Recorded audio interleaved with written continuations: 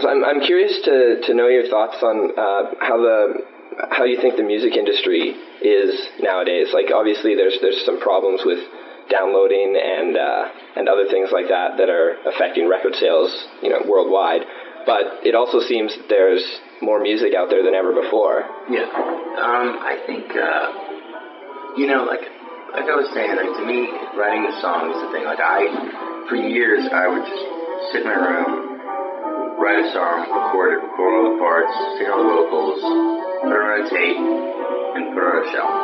And that's what I did. And I have so many songs that nobody's ever heard before, because to me, once I complete that song, it goes out in the world. It's not mine anymore. It's other people's to interpret. That's why I don't like telling people what songs are about. Because it's really about what you think it should be about. Not necessarily,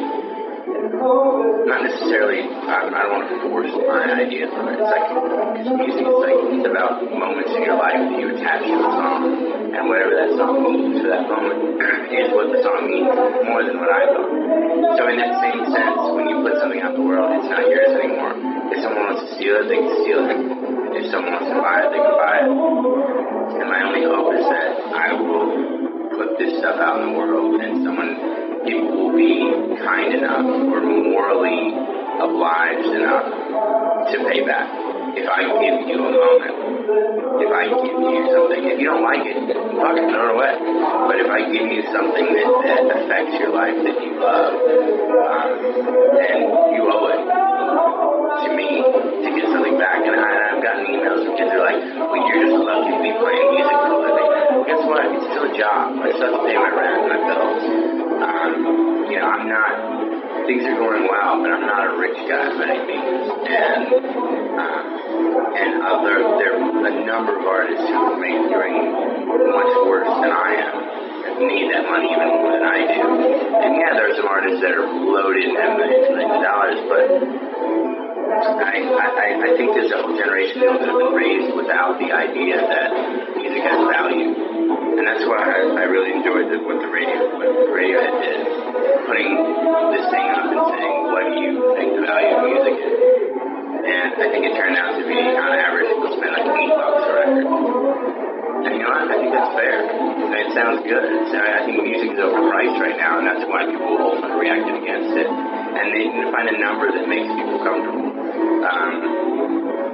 But I just, my hope is that you put it out in the world and people come to the shows, people will, if they like a couple songs, they'll download a record. But I think it is a generational thing that has shifted.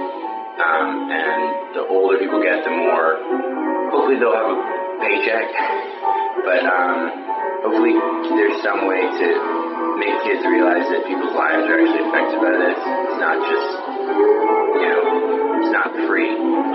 Music does have value. Art has value, and hopefully that'll click in that head at some point. What kind of music nowadays is influencing you? You know what? I've been so into my friends' music in the last 6 months, because when I'm not doing my, working on my stuff, like I'm singing on my friend's record or listening or helping friends with mixes on their records. So I've been listening to like a lot of like younger or indie artists like Katie Herzig, who's from Nashville, and Jim Bianco, who's actually come out on this tour at LA. And my one friend who, despite the fact that he's a friend, I listen to his stuff way too much, is Greg Glasgow, San Diego guy who moved out to LA and has been playing in the hotel a lot recently too. It's just really cool for the first time to have so many peers that I really don't have to go out of the pocket to like find music I love. Just to me, it's like, good for Vampire Weekend and Clap Your Hands Say Yeah and all these little indie bands that become the hot band of the moment. But all those bands fucking disappear. And they're good bands, they're cool bands, but I'm sick of music press hammering something into my head that this is the band you have to love now, and if you don't love them, you don't know music. You know what? I don't love them, and I still love music, and I like the idea that you can love if you can find music that you want to love. Find music that you need now because there's so many options out there. That was my little diatribe. That was good. It's a good diatribe. But it's like I'm sick of that. I'm so sick of it's like I'm so sick of the cool factor in music. Music should just be good. It should affect you emotionally and personally. And now I feel like we're sold this bill of strokes. You know, of like this is you have to wear these. Yes, the band has to look like that. They have to be from Brooklyn. They have to be.